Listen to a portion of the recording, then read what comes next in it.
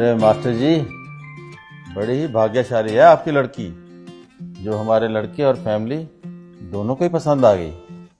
न जाने कितनी लड़कियां देखी हैं इसने, पर कोई लड़की पसंद ही नहीं आई आपसे पहले। बड़ी ही समझदार और संस्कारों वाली है हमारी बेटी। हमारा बेटा भी किसी मामले में कम नहीं है, लाखों में एक है हमारा लाल। जी ये तो और भी अच्छी बात है। अजय, मैं तो कहता हूँ ज्यादा सोचने की जरूरत ही नहीं।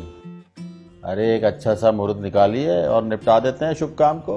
जी जैसे आप अच्छा समझिए, पर शर्मा जी मेरे हिसाब से बच्चों की राय जान ली जाए तो ठीक रहेगा। अजय, कैसी बातें कर रहे हो मास्टर जी?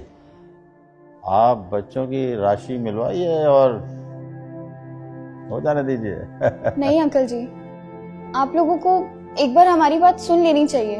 आपकी बात? कैसी बात?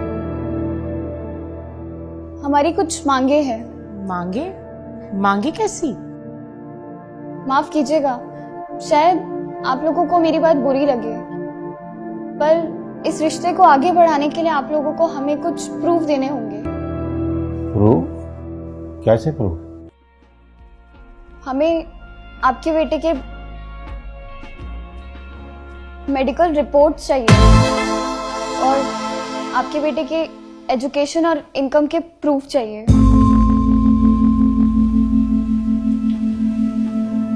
पुलिस वेरिफिकेशन के साथ आपके बेटे का कैरेक्टर सर्टिफिकेट और जिस घर में आप लोग रह रहे हैं उस घर का ओनरशिप प्रूफ चाहिए। ये सभी प्रूफ देने के बाद फिर चाहे राशि मिले ना मिले, हम इस रिश्ते के लिए तैयार हैं। मास्टर जी, ये सब क्या है? माफ कीजिए शर्मा जी, अगर मेरी बेटी ने कोई गलत बात कह दी हो, पर शर्मा जी जमाना बहुत तेजी से बदल रहा है। जमाने के साथ साथ संस्कारों को भी चेंज करना होगा, नहीं तो ये रोज रोज तलाक के किस्से आगे बढ़ते चले जा रहे हैं। इनको रोकना बहुत मुश्किल हो जाएगा, बहुत मुश्किल हो जाएगा। अरे वाह, आपकी बातों का मतलब है कि हम झूठे हैं और हमें सच साबित करने के लिए प्रूफ देने होंगे। अरे वाह। सुनो जी, मास्टर जी को भी बात करने का मौका दो। कहिए मास्टर जी, क्या है आपके मन में?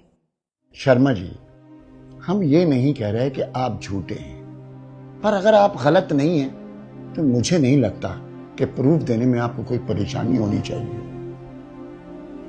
शर्मा जी, मेरी पत्नी के देहांत के बाद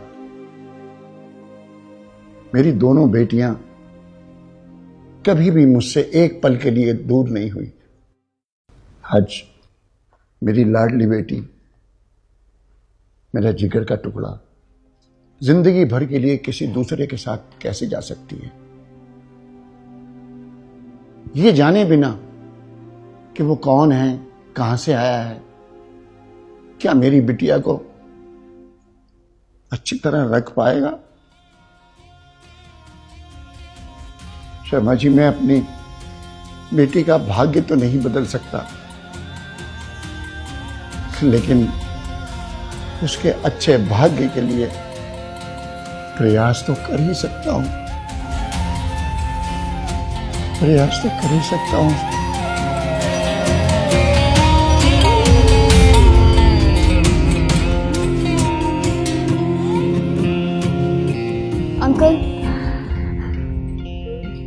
अंकल अब आप ही बताइए, एक सिर्फ न्यूज़पेपर की एड के बेस पे कैसे मेरे पापा किसी के भी हाथ में मेरा हाथ सौंप सकते हैं? कैसे विश्वास कर ले इन न्यूज़पेपर वालों के ऊपर जो पैसे लेकर किसी के बारे में कुछ भी छाप सकते हैं?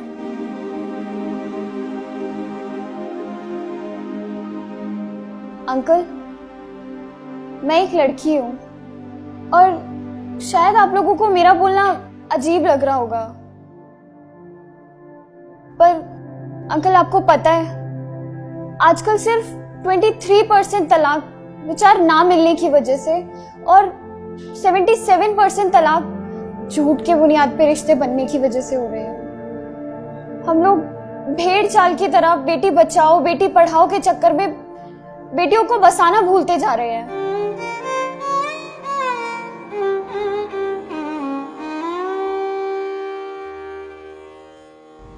शादी से पहले हम लोग पुलिस स्टेशन, हॉस्पिटल या फिर किसी ऑफिस में जाकर इंक्वायरी करवाने की बजाय पंडितों से राशि मिलवाना जरूरी समझते हैं। सोशल मीडिया पर अपने दिखावे के चक्कर में हम लोग लाखों रुपए सिर्फ और सिर्फ प्री वेडिंग शूट पर ही खर्च कर देने में लगा देते हैं।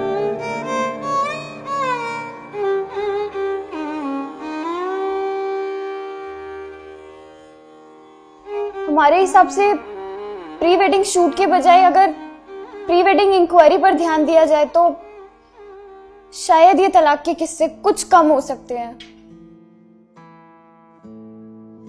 और अंकल, हम ये नहीं कह रहे हैं कि लड़के या लड़के वाले ही गलत होते हैं। ताली दोनों हाथों से बजती है। इसलिए आपके प्रूफ लेने से पहले हम आपको वो सारे प्रूफ देना चाहते हैं जो हम लोगों ने आपसे मांगे हैं।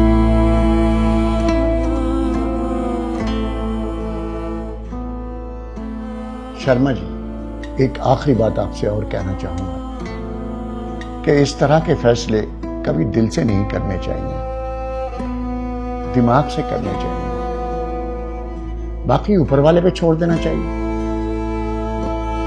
उसके आगे आपकी मर्जी।